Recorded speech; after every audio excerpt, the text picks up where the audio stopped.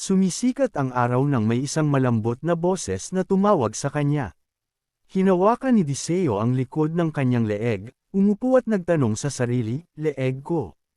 Gaano ako katagal dito? Sa harap niya, lahat ay puspusan ang pag-eensayo. Dahil hilo pa, naguguluhan siyang nagtanong.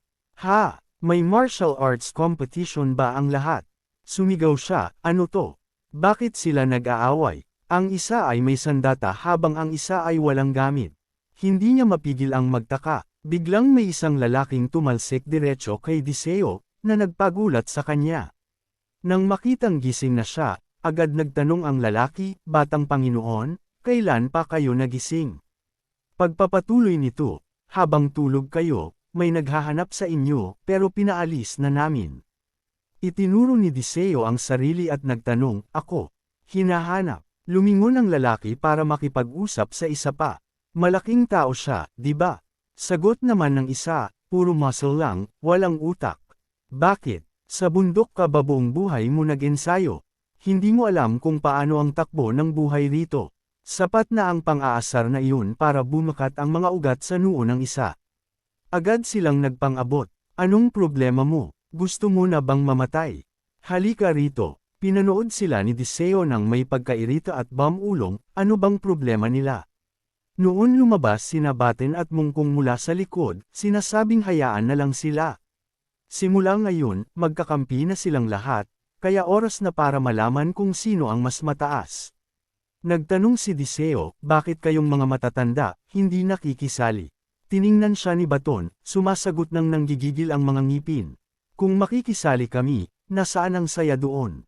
Tsaka, ayos na ang ranggo namin.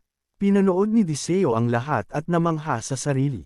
Ang galing nilang panoorin. Gaano ba talaga sila kalakas?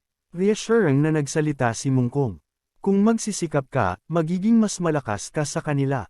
Nabigla si Diseo. Talaga, dagdag ni Baton, kung handa kang magdusa para rito, mas magiging malakas ka pa sa aming dalawa. Kung mag-eensayo ka hanggang sa dulo ng iyong makakaya, baka malampasan mo pa ang Heavenly Demon at ang Martial God. Inilagay ni Diseo ang kamay sa dibdib at may naramdamang matinding pagnanais. Sige, gagawin natin yan.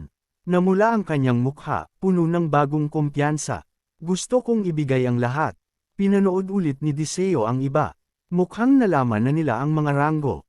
Napabuntong hininga siya. Ang dami nila. Paano ko matatandaan ang mga pangalan nila?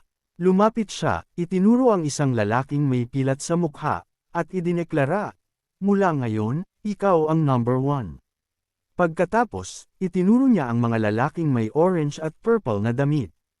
Ikaw ang number 2, ikaw ang number 3, at ikaw ang number 4. Dahil sa simpleng pagpapangalan niya, napadaing na lang ang lahat sa loob nila. Habang iniisip nila ang kakaibang paraan ng pagpapangalan, biglang bumukas ang pinto ng hall. Mabilis na naglakad ang isang lalaki papunta kay Diseo, na dahil sa gulat ay nauutol na lang. Ha, pangalawang kuya, ngumisi si Namgangjo at nagsabi, Adeng, tinatanggap ko ang alok mo. Nalilito pa rin si Diseo. Teka, hindi ba't nagdeklara ka na ng digmaan sa akin kahapon? Sa loob ng 2 taon, baka patay na ako. Shock pa rin siya, walang ideya kung ano ang sinasabi ng kanyang pangalawang kuya. Paliwanag ni Namgangjo, nagulat ako kahapon. Iyon ang unang pagkakataon na ipinakita sa akin ng kapatid ko ang tunay niyang kulay. Nagngit-ngit ang mga ngipin ni Diseo, binibigyan ng galit na tingin ang dalawang lalaking nagsumbong sa kanya.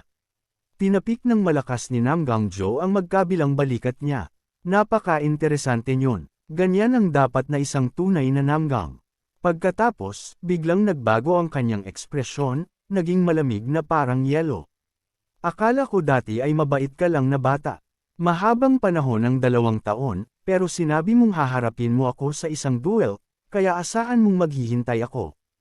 Namutla ang mukha ni Diseo sa narinig. Lumingon si Namgangjo para umalis, hihintayin kita sa loob ng 2 taon. Huwag mo akong bibiguin. At sa pagsara ng pinto, sumabog ang enerhiya sa loob ng silid. Nagsimulang magingay ang lahat sa excitement. Ito ang nagpapasaya sa lahat. Huwag ng 2 taon, 1 taon lang ayos na. Pero si Diseo ay halatang nagtitimpi hanggang sa sumabog na siya. Sino? Sino ang nagsabing 2 taon? Mula sa gitna ng karamihan, tumawa ng malakas si Batten at itinaas ang kanyang kamay. Ako yun. Nang malaman kung sino ang mitya, mukhang sasabog na si Diseo sa galit. Ikaw pala, matanda ka. Dudurugin ko ang bungo mo. Tiningnan siya ni Batten ng walang takot, sa halip ay masaya pang nag-cheer. Tingnan niyo ang determinasyon sa mga mata niya. Napakahusay. Ganyan ang tunay na fighting spirit. Pinanood sila ni Mong nang may mapanghusgang tingin, iniisip sa sarili, fighting spirit. Galit yan. Pinigil ni Diseo ang galit at kumaway na parang wala lang. Bahala na, wala akong oras para rito. Mag-ensayo na tayo. Kasabay niyon, naisip niya si Namgongjan.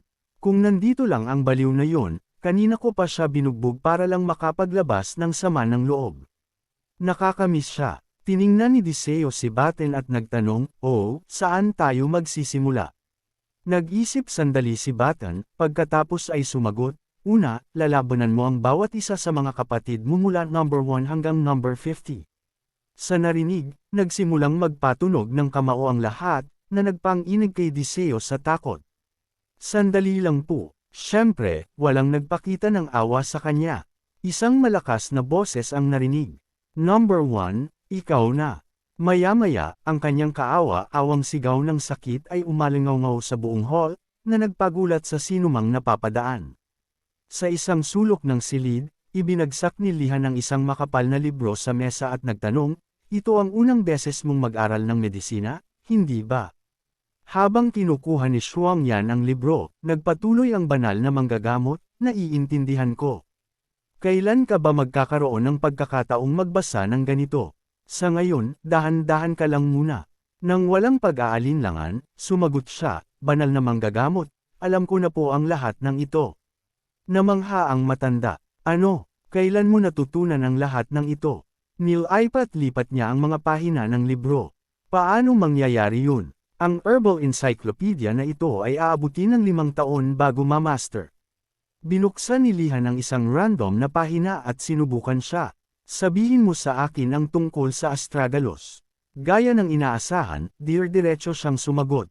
Ang astragalus ay tumutubo sa mga bulubunduking rehiyon o sa mga singit ng bato. Ang mga bulaklak nito ay may malalambot at mapuputing balahibo. Ang medicinal properties nito ay matatagpuan sa ugat na tumutulong sa pag-detoxify ng katawan, nagpapabagal sa pagtanda, nagpapalakas ng immune system, at mabuti para sa osteoporosis. Dahil sa perpektong sagot, hindi nakapagsalita ang manggagamot. Eksakto. Paanong ang isang simpleng alila ay alam ang lahat ng ito? Bago ka naging katulong, ano ang ginagawa mo? Matapat na sumagot si Son. "Tumutulong po ako sa tatay ko sa isang maliit na parmasya na tinatawag na Tianhui Apothecary." Nang marinig ang pangalang iyon, natigilan siya. Ang Tianhui Apothecary, kahit na maliit at hindi pinapansin, ay kilala sa walang katulad na galing.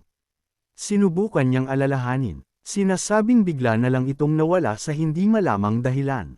Maliban sa akin, ang lugar na may pinakamagaling na medical art sa buong Central Plains ay ang Tianhui Apothecary. Dahil doon, nangingilid ang luha sa kanyang mga mata habang hinahawakan ang mga kamay ni Shuang Yan. "Marami kang pinagdaanan sa nakalipas na panahon," sabi niya. "Hindi po. Mula nang makilala ko ang batang Panginoon, naging masaya na ako," sagot ng dalaga, na ipinagtatapat. Ang kanyang pangungulila rito, habang sa ibang dako, si Diseo ay kasalukuyang binubugbog. Ang tunog ng mabibigat na yabag ay narinig sa sahig. Si Namgang Lam iyon. Binuksan niya ang pinto sa silid ni Namgang Jan, ang kanyang boses ay pumutol sa hangin. "Desidido ka bang lumaban kasama ang batang Panginoon?" Ang landas na tatahakin niya ay puno ng panganib. "Anong ibig ninyong sabihin?" Ibinaba ni Namgang Jan ang kanyang brush at sumagot. "Pero hindi ba't mas magiging interesante ang lahat, Master?" Sabi niya habang nakatingin sa lalaki ng may kumpiyansa. Ang paglalakad sa madaling landas na may seda ay hindi hilig ng disipulong ito. Ang mga nakakalampas lang sa mga tinak ang nakakatuklas kung ano ang nasa kabila nito.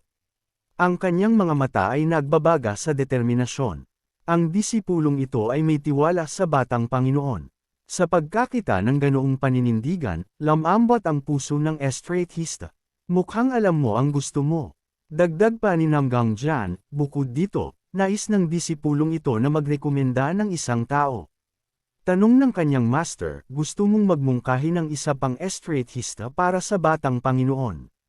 Masaya siyang sumagot, hindi po, isang assistant para sa vice-estratista para mabawasan ang trabaho ko, na nangangahulugang mas marami akong oras para makasama ang batang Panginoon. Hindi ba? Sa narinig, dumilim ang mukha ng estratista at nagpakawala ng malamig na senggal. Sumilip siya sa labas at nagliwanag ang mukha nang makitang papalapit si Lian. Nandito ka na rin sa wakas, Master. Hayaan mong ipakilala ko sa iyo. Ito ang katulong ng batang Panginoon. At gaya ng iyong disipulo na si Diseo Huang, 10 taong gulang na siya noon. Pero dahil sa sitwasyon ng pamilya, kailangan niyang huminto. Magalang na yumuko ang dalaga. Pagpapatuloy ni Namgang Jan, pero hindi na lang siya isang katulong ngayon. Magiging estudyante ko na siya, na nangangahulugang kung pag-uusapan ang seniority, tatawagan kanyang Grandmaster. Sinuri ni Namgang Lam si Lian Yen mula ulo hanggang paa, nanginginig ang boses habang nagtatanong, ano ang pangalan mo? Sumagot siya nang may magalang na yuko. Ang hamak na lingkod na ito ay nagngangalang Lian Yen, ang panganay na anak ni Let Hian-min. Nagbibigay galang po ako, Grandmaster. Sa pagbanggit ng pangalan ni Let Hian-min, natigilan ang estratista, at kitang-kita ang emosyon kay Lam. Hindi maaaring anak siya ni Let Hian-min. Nalunod siya sa mga alaala. Si Let Hian-min ang pinakamatalinong isip ng kanyang panahon. Pero nang umupo ang bagong hari, ang buong ang kanya ay pinatay, at ang mga inapo ay alinman sa pinaslang o ginawang alipin. Sinasabing ang kanyang anak ang may pinakamatatalas na isip sa buong Central Plains. Hindi ko akalaing makikita ko siya ngayon. Naiyak ang estratista. May mata talaga ang langit. Humagalpak siya ng tawa. Napakagandang araw nito. Kailangan natin ng alak para rito. Lumingon sa kay Namgang Jan, idineklara ng estratista, hihiramin ko muna ang batang ito. Namutla ang mukha ni Namgang Jan at nagmakaawa, pero Master, ako po ang nangangailangan sa kanya. Tinapik ng estratista ang balikat ni Lian at sumigaw. Mula sa araw na ito, hindi muna ako tatawaging matanda. Tatawagan mo akong Master. Kaya na, hindi kita maaaring iwan sa pangangalaga ng pilyong batang yan. Hinabol sila ni Namgang Jan, sumisigaw sa desperasyon. Sino ba namang nagnanakaw ng estudyante ng sarili niyang estudyante? Master, ako ang nakadiscover sa kanya. Samantala, sa Hoi King Cat, ang mga sigaw tuwing umaga ay natahimik na. Si Namgang Vin, ang Panginoon ng Hoi King Cat, ay nakaupo sa kanyang upuan, ang boses ay malamig.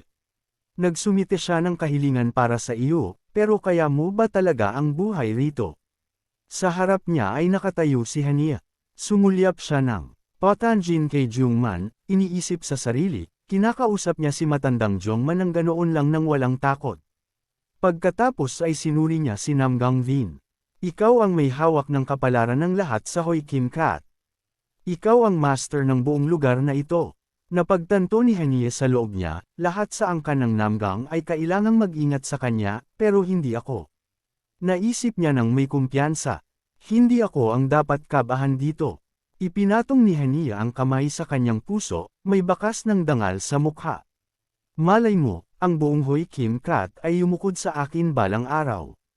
Ang kanyang isip ay napunta sa mukha ni Diseo. Dahil hindi tulad nila, may bahay akong babalikan. Habang pinapanood ni Namgang Vin ang bawat galaw niya, may ngiti sa kanyang mga labi. Nagdala ka ng interesanteng bata. Tiningnan ni Jiangman si Hania at nagsabing, manatili ka lang dito ng 2 taon. Kinaykit niya ang kanyang mga mata, ang boses ay may nakatagong kahulugan. Kung matitiis mo ang 2 taong ito, baka marami kang mabago. Mapagmalaking sumagot si Hania, may kumpiyansa po ako.